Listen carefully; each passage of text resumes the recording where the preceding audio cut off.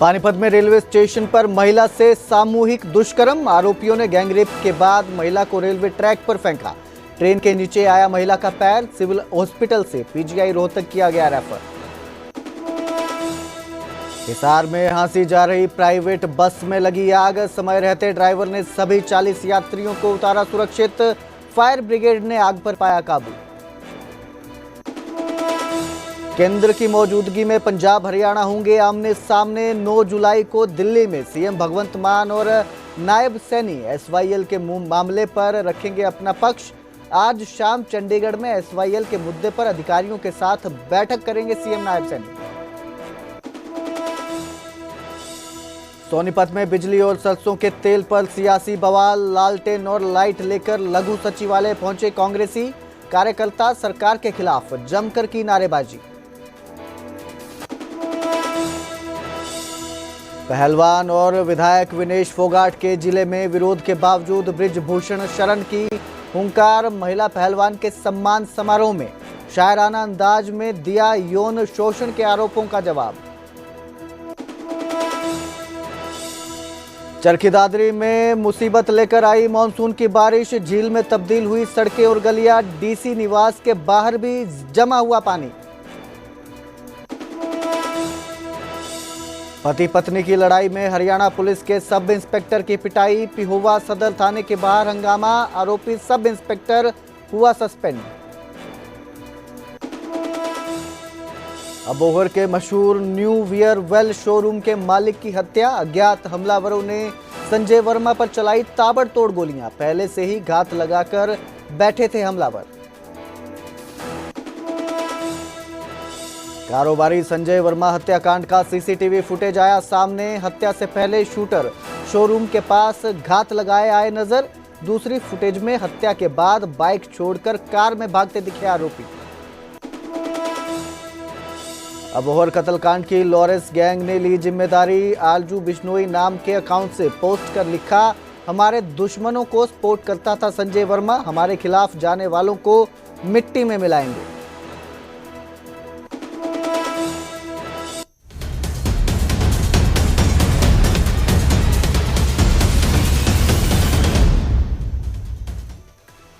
नमस्कार, स्वागत है न्यूज 18 पंजाब हरियाणा में। मैं कुलदीप भारद्वाज। बुलेटिन की शुरुआत करेंगे पानीपत से।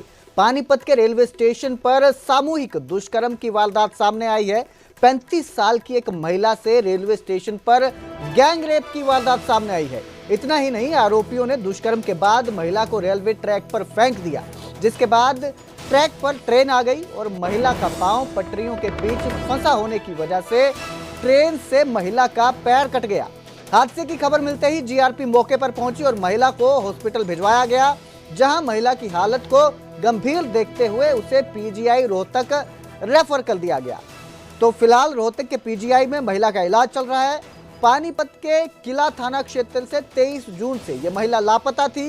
परिजनों ने महिला की गुमशुदगी की रिपोर्ट भी दर्ज करवाई थी। तो बड़ी खबर आपको दे रहे हैं, रेलवे स्टेशन पर सामूहिक दुष्कर्म की वारदात सामने आई है। एक महिला के साथ गैंग रेप किया गया, जिसके बाद आरोपियों ने महिला को रेलवे ट्रैक पर फेंक दिया। रेलवे ट्रैक में पांव फंसा होने की वजह से जब ट्रेन आई तो महिला का पैर कट गया, जिसके बाद मौके पर पहुंची जीआरपी की टीम ने महिला को हॉस्पिटल भिजवाया, वहां पर इलाज के लिए भिजवाया गया, जिसके बाद महिला की हालत को गंभीर देखते हुए उसे पीजीआई रेफर कर दिया गया है। इस खबर पर ज्यादा जानकारी के लिए मेरे सहयोगी सुमित भारद्वाज मेरे साथ जुड़े हैं। सुमित, ये पूरा मामला क्या है? महिला के साथ जो ये वारदात हुई है गैंगरेप की, कब हुई और आरोपियों के खिलाफ क्या कार्रवाई की जा रही है? तो कुलदीप, देखिए 23 जून से जो है महिला घर से लापता थी, जिसकी गुमशुदगी की शिकायत इसके परिजनों द्वारा पानीपत के किला थाना में दर्ज करवाई गई थी। और उसके बाद अब 2 दिन पहले जानकारी मिली कि किसी के द्वारा जो है पानीपत के रेलवे स्टेशन पर महिला के साथ गैंगरेप किया गया और दरिंदे यहीं तक नहीं रुके। गैंगरेप करने के बाद जो है महिला को अपने साथ ट्रेन में बैठाकर सोनीपत ले गए और सोनीपत जाने के बाद जो है इसे रेलवे ट्रैक पर फेंक दिया गया। और रेलवे ट्रैक से जब ये उठकर दौड़ने लगी तो साथ में ही ट्रेन आ रही थी और ट्रेन की चपेट में आने से इसका पैर कट जाता है, जिसकी सूचना सोनीपत जीआरपी पुलिस को मिलती है और सोनीपत जीआरपी पुलिस द्वारा इसको सोनीपत के सिविल हॉस्पिटल में भर्ती करवाया जाता है, जहाँ से डॉक्टर इसकी हालत को गंभीर देखते हुए इसे जो है रोहतक पीजीआई रेफर कर देते हैं, जहाँ उसका रोहतक पीजीआई में अब इलाज चल रहा है। वहीं पानीपत पुलिस द्वारा किला थाना में 0 FIR दर्ज करके FIR जो है किला थाना को भेज दी गई है और अब किला थाना द्वारा FIR 0 दर्ज करके GRP थाना को भेज दी गई है और GRP थाना द्वारा पूरे मामले की जांच की जा रही है। स्टेशन पर लगे CCTV कैमरे खंगाले जा रहे हैं और GRP पुलिस द्वारा इसमें एक SIT का भी जो है वो गठन किया गया है। GRP पुलिस का कहना है कि जल्द ही आरोपियों को गिरफ्तार कर लिया जाएगा।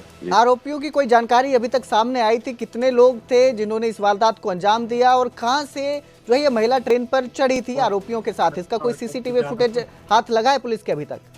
बिल्कुल, अभी तक CCTV फुटेज तो कोई पुलिस के हाथ नहीं लगा है, लेकिन पुलिस जो है पूरी CCTV फुटेज रेलवे स्टेशन पर जितने कैमरे लगे हैं वो चेक कर रही है। अभी तक प्राथमिक जानकारी में जो सामने आ पाया है वो सामने ये आया है कि 2 दरिंदे थे जिनके द्वारा महिला के साथ गैंगरेप किया गया। पानीपत के स्टेशन पर ही ये जो है पानी पीने के लिए गई थी, वहीं पर वे दरिंदे इसको मिलते हैं और वहाँ पर पीछे बने गोदामों में ले जाते हैं जहाँ पर इसके साथ वो गैंगरेप की वारदात को अंजाम देते हैं और गैंगरेप की वारदात को अंजाम देने के बाद पानीपत रेलवे स्टेशन से ही इसको अपने साथ जबरदस्ती ट्रेन में बैठा लेते हैं और जाकर आगे सोनीपत रेलवे ट्रैक पर फेंक देते हैं। जी बहुत बहुत शुक्रिया इस तमाम जानकारी के लिए सुमित। तो ये बेहद गंभीर मामला है, एक महिला के साथ गैंग रेप किया गया और फिर उसे ट्रेन के ट्रैक पर फेंक दिया गया। फिलहाल पुलिस इस पूरे मामले की जांच में जुटी हुई है और आरोपियों को जल्द गिरफ्तार करने का दावा कर रही है।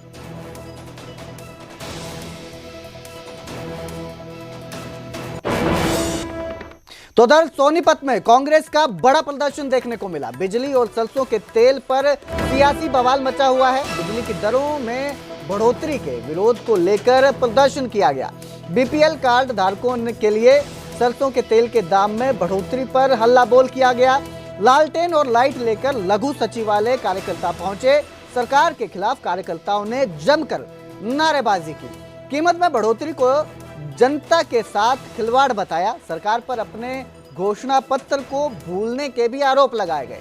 तो यह बवाल देखने को मिला, यह प्रदर्शन किया गया। कांग्रेस कार्यकर्ताओं की तरफ से लालटेन और लाइट लेकर लघु सचिवालय ये कार्यकर्ता पहुंचे थे, जहां पर इन्होंने सरकार के खिलाफ नारेबाजी की। दरअसल बिजली और सरसों के तेल के दामों में बढ़ोतरी के विरोध में यह प्रदर्शन किया गया है। हरियाणा सरकार द्वारा आम जनता पर जो बिजली के बिलों में बढ़ोतरी की गई है और दूसरा जो BPL परिवार थे वो जो तेल में 60 रुपए की बढ़ोतरी करी गई है, BPL कार्ड काट दिए गए हैं, उन सबको चढ़वाने की मांग को लेकर आज हमने अनोखे ढंग से यहाँ पे जो लालटेन है, लालटेन लेकर बिजली की लाइट लेकर प्रदर्शन किया है और सरकार से मांग की है। पहले ही महंगाई ने आम आदमी की कमर तोड़ रखी है, ऐसे में बिजली के बिलों में बढ़ोतरी करना आम आदमी के साथ। तो बिजली की दरों में बढ़ोतरी और सरसों के तेल में कीमतों की बढ़ोतरी के बाद ये प्रदर्शन देखने को मिला है। आरोप लगाए हैं कांग्रेस कार्यकर्ताओं ने कि कीमतों में बढ़ोतरी जो है वो जनता के साथ खिलवाड़ है। सरकार पर जो उनके घोषणा पत्र में वादे किए गए थे उनको भूलने के भी आरोप लगाए गए हैं। तो सरकार के खिलाफ सड़कों पर कांग्रेस कार्यकर्ता उतरे दिखाई दिए। बिजली और सरसों तेल दाम में बढ़ोतरी के विरोध में उन्होंने प्रदर्शन किया। लघु सचिवालय के बाहर लालटेन लेकर ये कार्यकर्ता पहुंचे थे, जहां पर इन्होंने सरकार के खिलाफ जमकर नारेबाजी की और कहा कि ये जो है उपभोक्ताओं के साथ धोखा है, उन्हें जो है धोखा दिया जा रहा है। जो इस तरह से रेट बढ़ रहे हैं, दरों में बढ़ोतरी की जा रही है। इस खबर पर ज्यादा जानकारी के लिए मेरे सहयोगी नितिन अंतिल मेरे साथ जुड़े हैं। नितिन, ये जो सारा प्रदर्शन किया गया कांग्रेस की तरफ से, सरकार पर आरोप लगाए गए बढ़ोतरी को लेकर, इस मामले में क्या अपडेट? मैं आपको बता दूं, आज कांग्रेस कार्यकर्ताओं के साथ सोनीपत की आम जनता भी एकत्रित हुई थी, जो सबसे पहले सोनीपत के लोग सचिवालय पहुंचे और सैकड़ों की संख्या में सरकार के खिलाफ प्रदर्शन किया। प्रदर्शन अनोखे ढंग से किया गया था क्योंकि सभी के हाथ में लालटेन थे। सभी का आरोप यह था कि सरकार 300 यूनिट फ्री देने की बात कह रही थी, लेकिन बिजली के दामों में इजाफा कर दिया गया।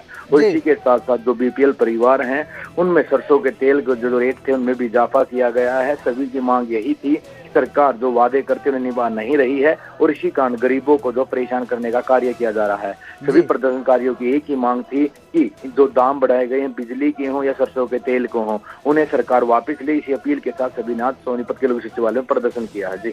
जी बहुत बहुत शुक्रिया इस तमाम जानकारी के लिए नितिन। तो कांग्रेस का ये प्रदर्शन देखने को मिला, बिजली की दरों में बढ़ोतरी को लेकर ये प्रदर्शन किया, जिसके बाद उन्होंने मांग की है कि सरकार जो है जो बढ़ोतरी की गई है उसे वापस ले।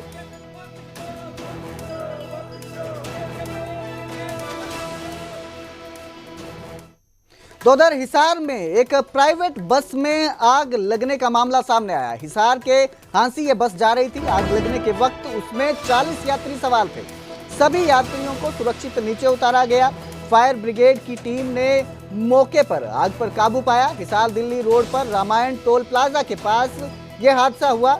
बताया जा रहा है कि जैसे ही गाड़ी से धुआं उठता हुआ दिखाई दिया, ड्राइवर ने उसी वक्त गाड़ी को साइड में लगाकर सभी सवारियों को बस से नीचे उतार दिया।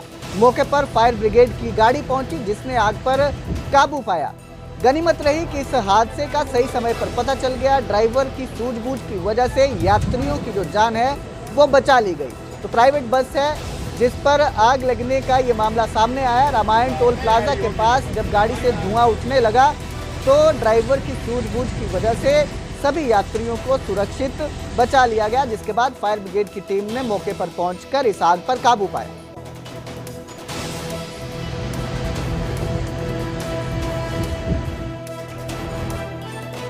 और अब बात मानसून की बारिश जो चरखी दादरी के लोगों के लिए मुसीबत बन गई है। महज कुछ घंटों की बारिश से मानो पूरा शहर तालाब बन गया। सड़कें हो या गलियां, घर हो या बाहर, हर जगह पानी ही पानी देखने को मिल रहा है। डीसी निवास के बाहर भी जल जमाव है। ये जल जमाव लोगों के लिए परेशानी बन गई है।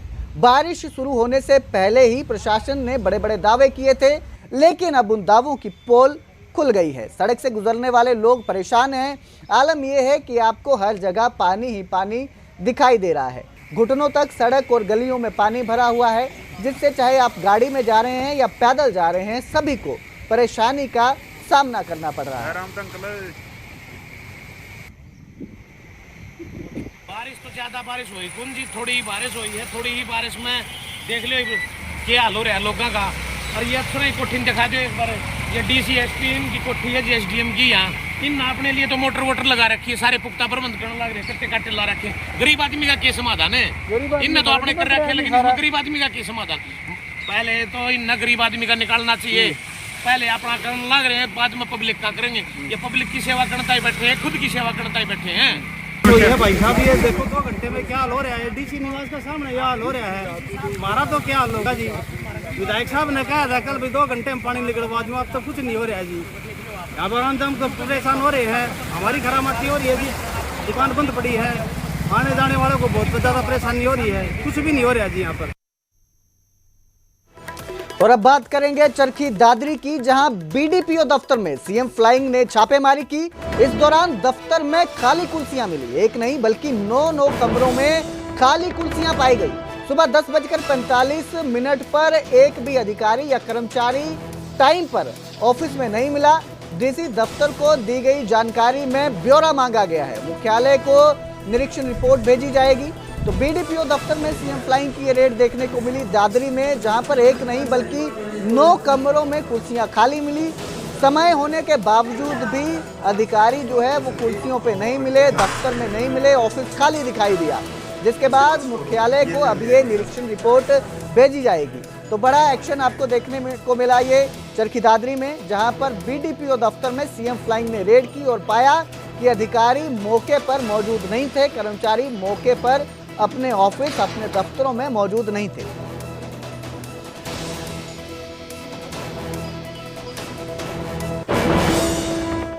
और अब आपको दिखाते हैं अंबाला कैंट में बने मिनी सचिवालय की कुछ तस्वीरें, जहां हर तरफ गंदगी ही गंदगी फैली हुई है। खासकर वहां के वॉशरूम में इतना बुरा हाल है, वहां पर खड़ा होना भी मुश्किल हो रहा है। मिनी सचिवालय में हर विभाग का कार्यालय है, इस कारण लोगों का आना जाना भी लगा रहता है। पीएम मोदी स्वच्छ भारत अभियान चला रहे हैं, लेकिन यहाँ उस अभियान की खुलेआम धज्जियां उड़ाई जा रही हैं, लेकिन किसी को इसकी फिक्र नहीं।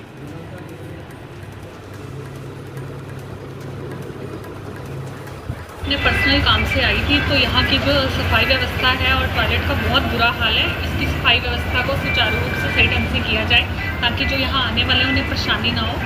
में संज्ञान में आया है, तो हम म्युनिसिपल काउंसिल के एग्जीक्यूटिव ऑफिसर को मैंने बोला है, तो वो रेगुलर बेसिस पे यहाँ सफाई कर्मी अपने रखेंगे। वॉशरूम्स को, स्पेशली जो आपने लेडीज वॉशरूम की जिक्र किया, उसकी सफाई रेगुलर बेसिस पे करवाएंगे और सुनिश्चित करेंगे आगे से सैनिटेशन के इशू हमारे कार्यालय में ना। वो हम चेक करवा लेंगे। जो भी कर्मचारी इसके लिए दोषी है उसको हम एक्सप्लेनेशन कॉल करेंगे। कुरुक्षेत्र के पिहोवा में एक एसआई से मारपीट का मामला सामने आया था। अब इस मामले में आरोपी सब इंस्पेक्टर को सस्पेंड कर दिया गया है। सदर थाने के बाहर एसआई से मारपीट की गई थी। वीडियो में एसआई को थप्पड़ मारता एक शख्स दिखाई दे रहा था। मौके पर दूसरे पुलिसकर्मी भी थे जो मौके पर उसे बचाने की कोशिश न करते हुए बल्कि तमाशा देख रहे थे। फिलहाल पुलिस दोनों पक्षों का बयान ले रही है। बयान के आधार पर आगे मामले की जांच की जाएगी, लेकिन फिलहाल इस वीडियो के सामने आने के बाद जो एसआई है उसे सस्पेंड कर दिया गया है।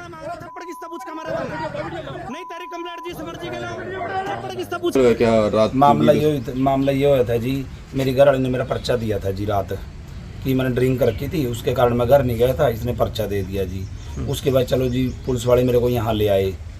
अच्छा जी चलो जी कोई नहीं, मारा नहीं बढ़ गया, हम जाने लग रहे थे तो जो राजेश है ना पुलिस वाला जी, ये मेरा थप्पड़ मारने लग गया जी नजायज जी। तो उसके कारण थप्पड़ मारदा मारदा बाहर तक आया जी। यो बात हुई है जी मेरी तो इसके साथ।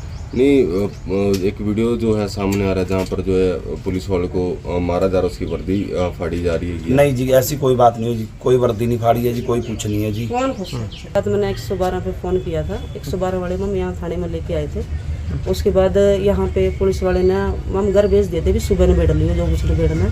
तो उसके बाद हम बाहर चले गए, मेरा देवर बन लेना आया जी। ले जाने के बाद पुलिस वाले ने फुल ड्रिंक कर रखी थी, उसने बाहर निकल कर मेरे घर वाले का और मेरे देवर का थप्पड़ मारे जी नजायज।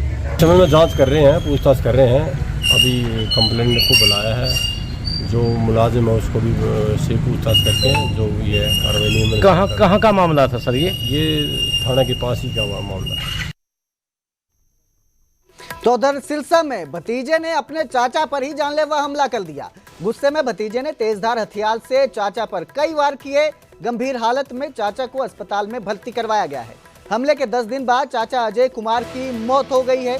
25 जून को मामूली कहासुनी के बाद यह झगड़ा हुआ था। आरोपी गुड्डू के खिलाफ हत्या का केस दर्ज किया गया है। चाचा पर भतीजे के हमले का सीसीटीवी फुटेज भी सामने आया है। बताया जा रहा है कि 25 जून को चाचा भतीजे में गांव की जमीन को लेकर विवाद हुआ था। भतीजे गुड्डू ने अपने चाचा अजय कुमार को करीब 1.5 महीने पहले बिहार के गया से सिरसा बुलाया था। वे गांव रामनगरिया में सरदार मनप्रीत सिंह भाटिया के डेयरी फार्म में काम करते थे। जिस दिन झगड़ा हुआ उस दिन कुछ लोग फार्म में बैठकर शराब पी रहे थे, तभी मारपीट शुरू हो गई और भतीजे ने अपने चाचा पर जानलेवा हमला कर दिया। मृतक के परिजनों ने आरोपी के खिलाफ सख्त से सख्त कार्रवाई करने की मांग की है।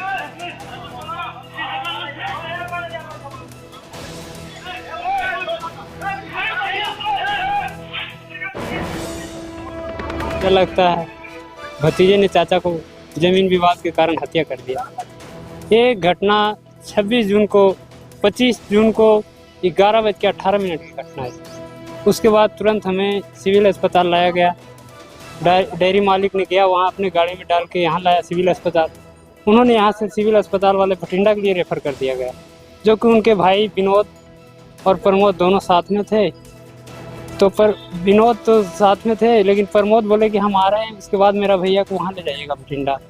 उन्होंने गाड़ी रोकवाया, 2 मिनट कृपया कीजिए, रोक दीजिए। आने के बाद यहाँ स्थिति गंभीर इतनी थी कि खतरा था जान की। उसके बाद यहाँ से उनके साथ में सेठ आए जहाँ काम करते थे प्रमोद।